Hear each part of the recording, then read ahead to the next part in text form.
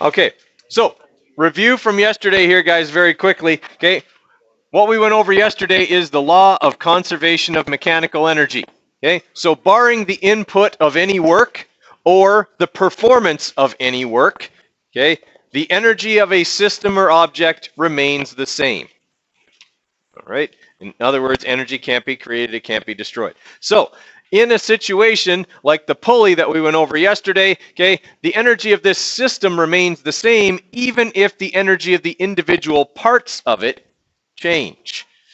Okay, and we said that that's what would happen to the two blocks that are hung over the pulley there. Okay, the 2 kilogram block is going to change some of its potential energy into kinetic, but some of its potential energy is going to be used to do work against the 1 kilogram block, accelerating it, changing its kinetic energy, and increasing its potential energy by making it go upwards as well. Okay, but in the end, the total mechanical energy of the whole system isn't going to change. Just where it's located within the system is going to change. Okay, we also talked about this bow and arrow example yesterday, and we said this is an example of the overlap between the work energy theorem and the law of conservation of energy. Once I perform work and put it into that system, that energy is going to be there unless that system does work on something else. Okay, so the example was I did 50 joules worth of work on the bow, so there's 50 joules of potential energy in the bow, so there's 50 joules of kinetic energy in the arrow when it's fired, and there's 50 joules of potential energy in the arrow when it's at its highest point. That number remains the same because no work is being done against outside forces. Okay, now I want you guys to try 13 and 14. See how much you remember from yesterday. Okay, they're very much like what we were doing. In fact, they're quite a bit easier than what we were doing. Okay, they're more like the mechanical energy is EK plus EP kind of questions. All right, so I want you guys to try those two. I think I have them on the next page here with the answers. Okay, so you can check and see if you've done them right. Okay, and then we'll go over them together. All right, what's the trick in number 13? Yeah, we got to convert grams to kilograms, okay? And 20 grams is 0.02 kilograms, okay? So we know the mass, okay, is 0.02 kilograms, okay? It's fired with a horizontal speed of 4.10 meters per second, which means it does have kinetic energy, and because I have mass, I can calculate how much. The total mechanical energy is 0.481 joules. Okay, calculate the gravitational potential energy of the dart. Okay, so EM equals EK plus EP. I want to get EP by itself. What do I have to do? Subtract EK. All right, so EM minus EK equals EP. All right, I plug in my numbers, 0.481 joules, okay, minus 1/2 times 0.02 times 4.10 squared equals EP, okay, which should come out to 0.3129 joules. All right. Could I have also asked in that question, what is the height of the dart? Okay, what would we have to do to calculate that?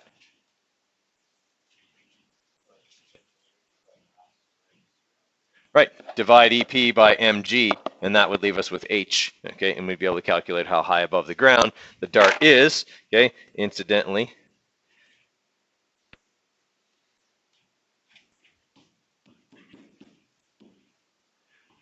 Divided by 0.02 times 9.81.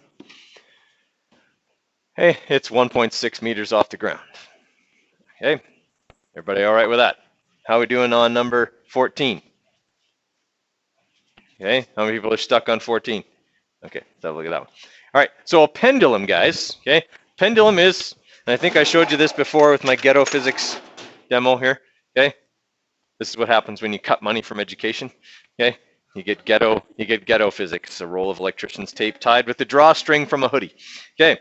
So when it swings back and forth, that's a pendulum. Okay, they have them on old like grandfather style clocks and things like that. Right? It's a good example of an object that converts potential energy into kinetic energy.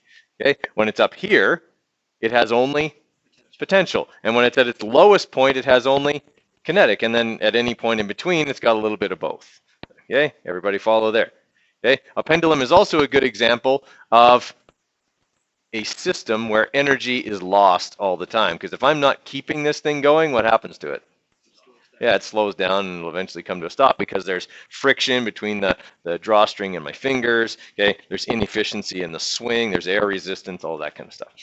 Okay, so if I've got this 500 gram or 0.5 kilogram ball suspended half a meter, okay, on a half meter string, the ball is pulled horizontally up a total distance of 10 centimeters, and it is then released. At the bottom of the arc, the mechanical energy of the ball was determined to be 0.491 newtons. What was the speed of the ball at the bottom of its arc? Okay, is there any piece of information in this question that is useless? Yeah, the length of the string. It's just in there to try and confuse you. You don't need it at all. Okay, all we're concerned with is the height that gave the pendulum its potential energy, 10 centimeters. Okay, and then we have a 500 gram ball. Okay, so we have the mass. You're right. You don't, because we're assuming this 10 centimeters is like from ground level. So yeah, at the bottom of this, you can assume that all of the mechanical energy is in what form? No, at the bottom of the arc. Oh, kinetic, right? Okay, so this 10 centimeters, we could use it if we were being asked to calculate something in between. Okay, then we might want to use it, but okay, we're right. We don't need the 10 centimeter one either. All right, so at the bottom of the arc, so here's the arc the pendulum swings through. Okay, at the bottom of the arc, the mechanical energy is all in the form of kinetic energy. So we know then that 0.491 joules equals 1/2 times the mass times v squared. Okay, everybody okay with that? Okay, so if I want to find the speed, I just divide both sides by half of m and square root. Okay, so when we plug in all the numbers, that's going to be the square root of 0.491 over 0.250, because that's half of 500. Okay, and that should give us our 1.4 meters per second. Okay.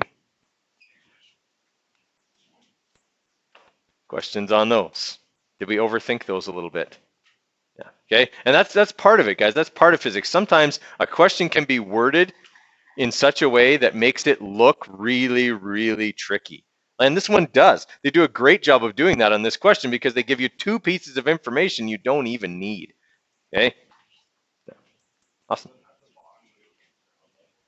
We're assuming so, yes. Remember, it could also be that this is the lowest point and it's our reference point. So we're saying that it's 0 simply because we don't, the pendulum can't actually fall any further than this, right? It's on a half a meter long string. It's not going to go anywhere if it's tied to something, right? All right. Any other questions on that one? Mm-hmm. Yes, from a truly perfect physics perspective. From a practical perspective, you're right. It doesn't really have the potential to fall if it's sitting on a solid object. Okay. Now, if something is perched precariously, then obviously it has more potential to fall. But anything above ground level technically has potential energy. All right. Now, conversion and conservation of energy in a pendulum. Okay, it's kind of what we talked about here just a minute ago. Okay, it's an excellent example of the law of conservation of energy. Okay, because you have to do work against gravity to pull it away from its what we call its equilibrium position. Okay, so when you're looking at a pendulum, the arc through which it swings is actually not this big. Okay, a pendulum is actually only going to swing through a much narrower arc. Okay, it's effective really through about this much distance, not a full half circle or even a quarter of a circle. A pendulum really only works through a small arc. Okay, so in that arc, it's going to have work done against it to pull it to here, and then that'll give it gravitational potential energy. And if it was a perfect pendulum, it would swing forever. Okay, because it would lose no energy. You put work into it, so the energy is in that system. If there was no friction or energy loss of any kind, it would swing forever. Okay, obviously that doesn't happen. Okay, but That's only because we can't create something that's perfectly frictionless. Okay, and we talked about that kind of on the first or second day of the unit. Okay, I once had someone say, yeah, well, it would swing forever in space. And then I said, no, it wouldn't. And they continued to argue with me while everyone else looked at them and went, hey, no gravity in space. These kind of require that. Okay. And there's also still friction in space. But yeah, anyway, there kind of has to be gravity for there to be gravitational potential energy. It's just one of those things. Yeah. They don't have too many grandfather clocks on the International Space Station. They don't work so well there.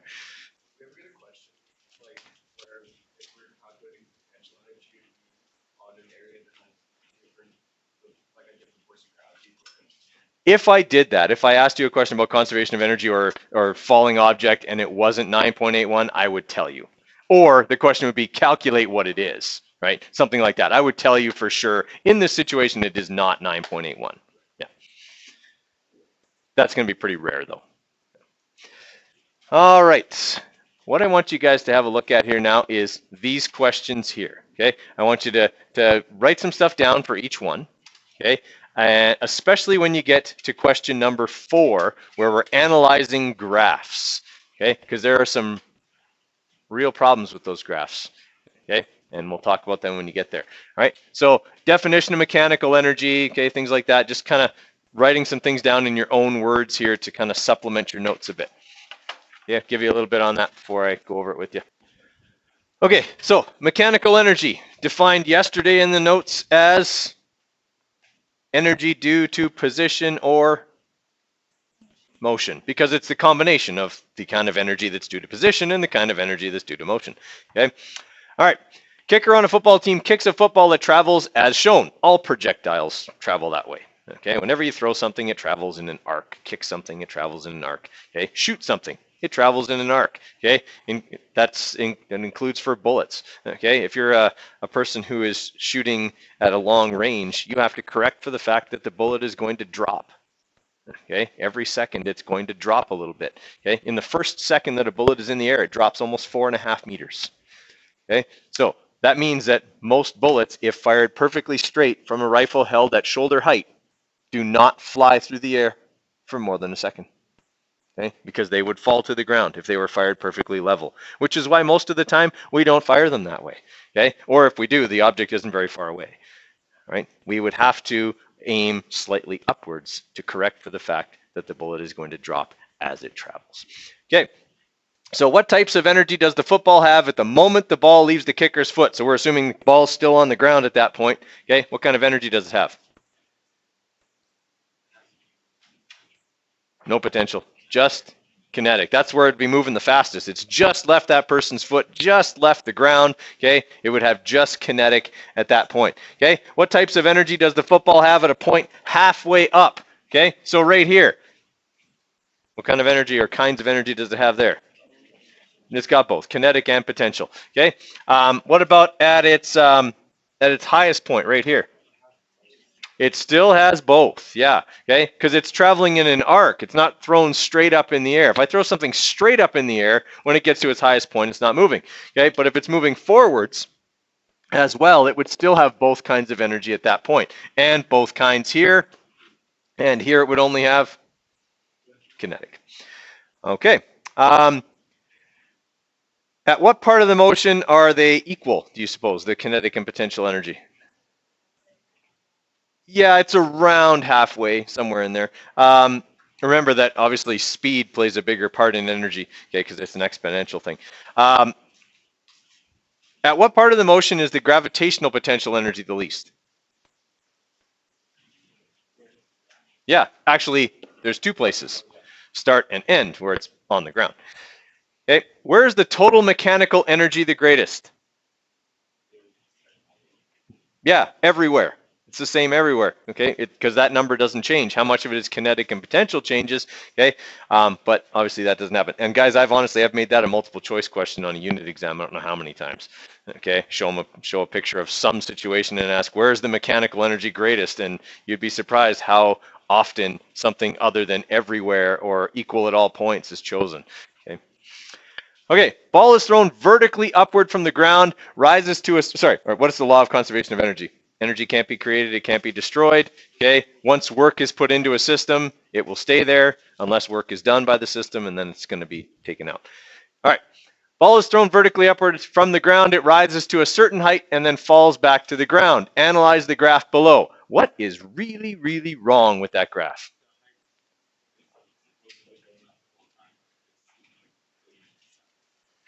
Yeah, this graph makes no sense because this graph is missing something all graphs are supposed to have. What is it? Yeah, a scale. It doesn't have a scale. Okay, so I assume then, looking at a graph, that this is 0 and this would be whatever the greatest number is. But if I'm thinking that, this graph makes no sense because it's saying the potential energy goes up and up and up and up and up, and then at a certain height it starts to decrease even though the object is still going up. This is why graphs have to have a scale on them.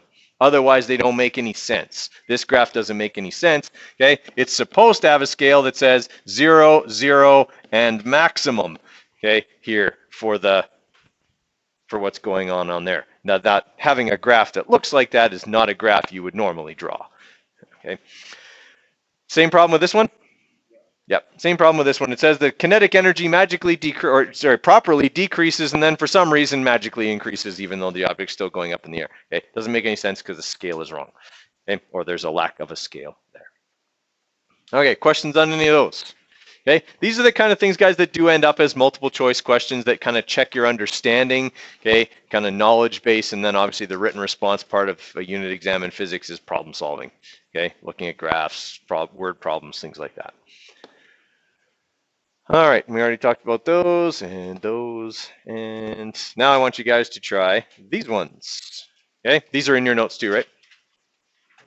Yeah. Okay, so I want you guys to do questions 5, 6, 7.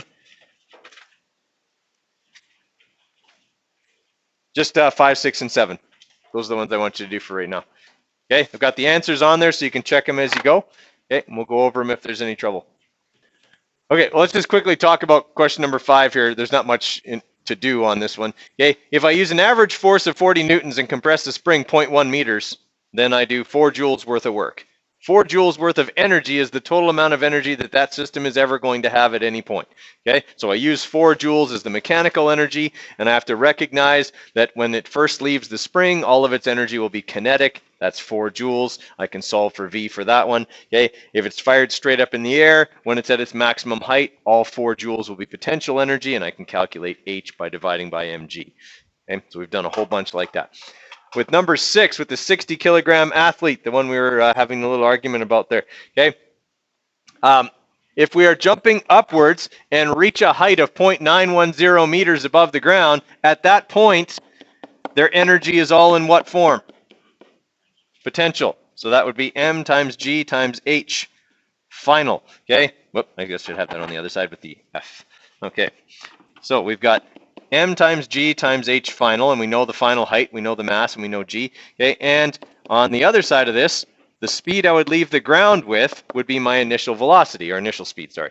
Okay, so I'm solving for that. So I'm going to divide both sides by half of m, which makes m cancel. Okay, and then I take the square root of that to get vi. Okay, so when we plug in our numbers, okay, we're going to have 9.81 times, what was the height there? 0.910 meters, okay, divided by 1/2, okay, and that should give us our 4.23 meters per second. Okay, everyone all right with that one? Okay, and then on number 7, okay, it's just a matter of calculating mechanical energy. Well, mechanical energy is the sum of the kinetic and the potential energy. All right, all I have to do is plug in my numbers on that one. So 1/2 times 0.3 times 1.5 squared plus 0.3 times 9.81 times 1.3 meters. Okay, we do that and we should get 4.16 joules. Yes, the potential energy, it would be the same regardless of whether it was moving or not. Yeah. Okay, any questions on those ones? Okay. We did one like this yesterday in class. I want to see if you guys remember how to do it. So I have a roller coaster with a mass of 1,600 kilograms, okay, moving at 5 meters per second atop a 50-meter high hill. I want to know how fast it's going over here when it's on top of the 8-meter high hill. Okay, law of conservation of energy starts out with this. The mechanical energy here and the mechanical energy here are the same. All right, so we know our initial mechanical energy and our final mechanical energy are the same. The way we calculate mechanical energy is we add kinetic and potential together.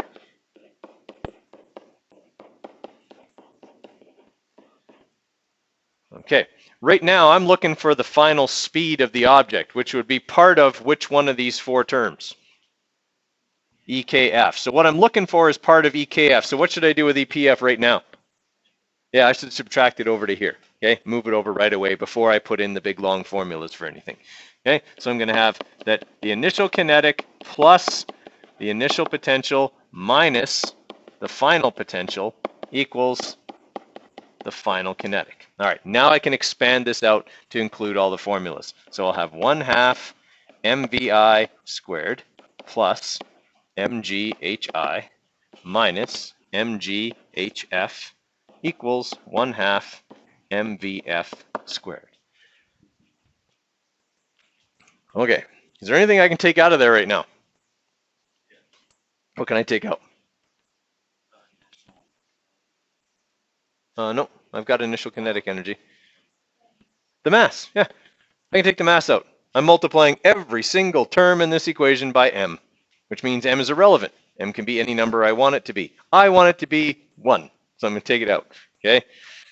So that's going to make this look a little less crowded. It'll make it look like this. 1/2 of vi squared plus ghi minus ghf equals 1/2 vf squared. Okay? Everybody with me there? There's no sense putting in a number I don't need. If you don't like that, just put the number in. I don't care. Okay? It's not going to make any difference. All right, I'm trying to solve for VF. What do I have to do with the half? Okay, so divide it over to this side. And then what? Square root it. Okay, so that'll give me VF. So now I've got to plug in numbers here. So 1/2 times 5 squared plus 9.81 times 50 meters minus 9.81 times 8 meters divided by 1/2.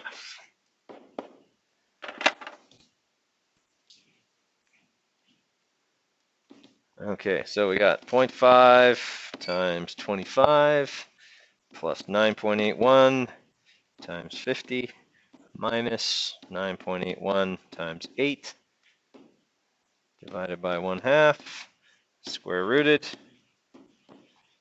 29.1 meters per second would be the final speed of the roller coaster on top of that 8-meter high hill. Okay, everybody all right with that one? Okay, that is prime kind of difficulty level for unit exam conservation of energy question. In fact, I think I've only once not had a roller coaster question be the conservation of energy question on the test. I think the only other time I had it like a sled going down a hill. Okay, they kind of all have to be the same kind of context in order for it to work. Okay. Like this one, a toboggan. See, I'm not very creative. See, yeah. So try that one. Okay, so we have a hill. It's probably not that steep, but okay, we've got a toboggan on it, like that. Okay, I'm not going to draw people on there because they'll look terrified and you'll be scarred for life. Okay, so we have one point being 30 meters above the bottom, so we'll say that that's up here. Okay, that here it's 30 meters above the bottom and it's moving at 14 meters per second. Okay, shortly thereafter, it's moving at 23 meters per second. So somewhere along in this area, okay, the toboggan will be moving at 23 meters per second at some unknown height above the bottom. All right, what we do know about these 2 points is that their mechanical energies are equal. Okay, so EI equals EF. Do I have both potential and kinetic at both points? Okay, so then I'm going to have EKI plus EPI equals EKF plus EPF. All right, I'm looking for height, which is part of my final potential energy. So what should I do with kinetic right now? I should move it over by subtracting it. So I'm going to have EK initial plus EP initial minus EK final equals the potential final. Okay, so expanding this out now, that's going to be 1/2 MVI squared plus MGHI minus 1/2 MVF squared equals MGHF. What can I take out of every term right now? Mass. Okay, so we'll do that. And then what do I have to do with G? Divide it over to the other side. Okay, don't need to square root this time because H isn't squared. Okay, that's a common mistake that we get so used to solving for speed and square rooting that we do it when we're not supposed to. Okay, so now we've got to plug in our numbers. Okay, so we'll have 1/2 times 14 squared plus 9.81 times 30 minus 1/2 times 23 squared divided by 9.81.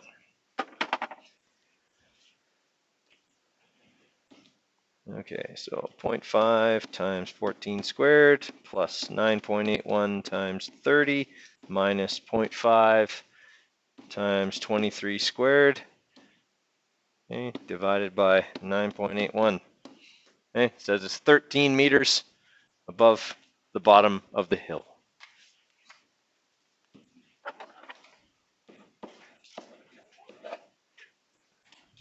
Okay, are those starting to make a little bit of sense? All right, tomorrow we got a lab. Okay, so we'll be running some carts down a ramp, okay, and seeing how much energy potential gets converted into kinetic, okay, that kind of thing. Tomorrow's also Thursday. Yeah, okay, I'll post it later on today. Might only have one question this time though. Okay.